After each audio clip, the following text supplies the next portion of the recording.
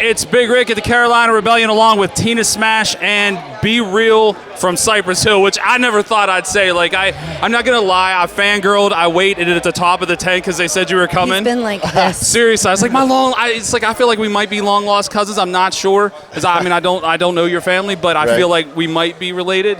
I'm pretty excited about this. The thing, though, I have to ask first and foremost, in 1991, when the first album came out, did you ever think 25 years later you're playing rock festivals? No, absolutely not. We didn't know if we would, how long we'd be around. We were just stoked to be making music and just living the dream at the time, or what we thought it was. And fortunately, it caught fire and it went outside of the hip hop community into the rock world and everything, and turned into something else for us. So it's been great.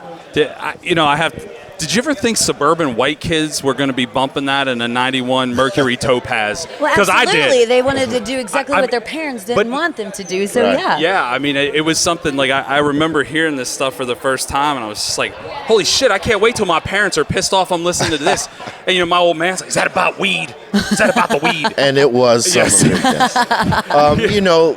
We were just trying to make music that was representing us, and It caught on to people outside of the communities that we grew up in and whatnot, and they could relate to it in some form or fashion, whether it was the music or what we were talking about. And it was shows like Lollapalooza that exposed us to these type of crowds. And we were like, truth be told, before I got into hip hop, and Sen could probably say the same, we were into rock, we were into metal and stuff like that. That's what we used to listen to. So when that gravitational pull started happening for us for the rock fans, it was just something that felt natural to us. So we just kind of went with it, and it served us well that we're playing 25 years later at rock festivals, and it's something that we never would have thought of happened. We knew our lane was hip-hop, but we did not know it would extend like this. What kind of rock did you listen to when you were younger that influenced you? The type of stuff I was listening to when I was in the 5th and 6th grade. I was listening to Rush, Ozzy Osbourne. Wow, I would have never imagined that. And the Black Sabbath. We're listening to AC/DC. A little bit of everything. Yeah. And my mother was into classic rock and Latin music, so I had a little bit of that. So Beatles and Zeppelin was very and all well-rounded. that stuff. Well-rounded. Child, yeah. Tried to be. I think I read somewhere, were you the first multi-platinum Latin hip-hop group ever? In hip-hop, yeah. They gave us that, I guess, that achievement. Those were things we didn't even think about. We didn't know existed. We were just trying to do music, and fortunately, some good things happened along the way, and that was one of them. And we still carry the torch. Yeah. When you mentioned earlier about crossing, you didn't know you would ever cross over into these different genres. One of my favorite things ever, and everybody here would tell you this, is I'm a gigantic Simpsons fan.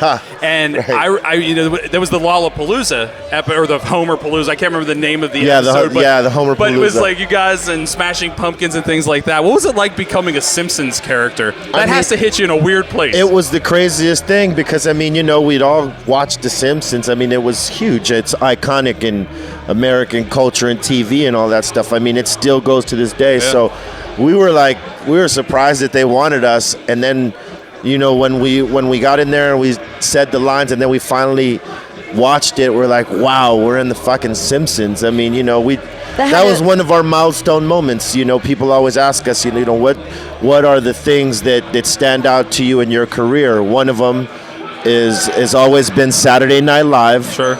And we got banned from there. our Woodstock, which I think is the better story than we've been on it 12 times. Yes, exactly. We never played out. The Woodstock performance and the last one, the Simpsons, which is now you can hang it up. You're like, we finally made it. We've been on The Simpsons and kicked off of Saturday Night Live. Our careers are there. Never thought we would be, in any of those, involved in any of that. So it was great. It was fun to watch too. I love how they've crossed over into so many different real life type of things. I mean, The Simpsons affects everybody from 13 to 70. How was the process of doing that? Because you're in a room and you don't really see what's going on, and you're acting, but you're really not acting. Was that a difficult thing to do? It's pretty much like, for voiceovers, it's you just got to catch your character. With us, we were just being ourselves, so it was easy. You're like, just one take and done. acting like stoners, know. But I could imagine that, when they do the actual voiceovers with the script and they're doing it with each other, there's got to be a certain motivation to get into that character, and that was something I was always intrigued with, so I could see myself doing something like that later, but it was dope just to see the process and be around it. I can imagine. Wow, this is where they make the Simpsons. This is the shit. Now that I fangirled, I'm going to try to ask an actual music-related question. When you guys teamed up with Tom Morello and Rise, it was so natural for rock radio. I thought, at least, it made so much sense. And every day I do something from noon to 1, the Liquid Lunch. It gets requested still once a week. Really? Yeah. I mean, it's one of those songs that. It definitely, obviously, appeals to rock fans, but there's always somebody once a week that's like, "Hey, can we play Cypress Hill?" So you think it would go off here today, huh? I think it'll be okay. I think we dig it. Yeah, it's. I'll tell you this.